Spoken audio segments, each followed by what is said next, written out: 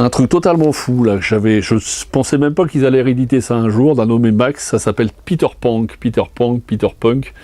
C'est les aventures de Peter Pan revues à la mode punk des années 80. Alors attention, c'est assez trash, hein.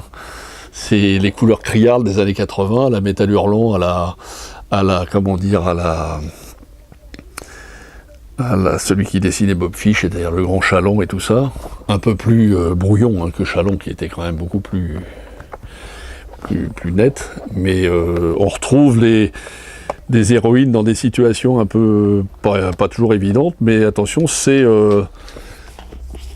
Peter Punk, hein, et pas Peter Pan, mais c'est des adaptations psycho-punk de Peter Pan, donc c'est un vieil BD des années 80 qu'ils ont ressorti aux éditions Rackham, et ça change un peu ce que j'ai montré ce soir. C'est fou, délirant et trash, très années 80, très new wave, enfin des choses qu'on voit plus quoi de nos jours, des couleurs très criardes, des dessinateurs un peu coupés comme ça. Il y avait un dessinateur qui faisait des dessins érotiques à l'époque, qui est devenu très célèbre après, qui s'appelait Philippe Bertrand, qui faisait des dessins comme ça de femmes un peu érotico, dans des couleurs très criardes. C'est tout à fait ce genre là quoi, c'est les années 80, métal hurlant et trucs un peu branchés, le palace quoi. Peter Punk aux éditions Rackham.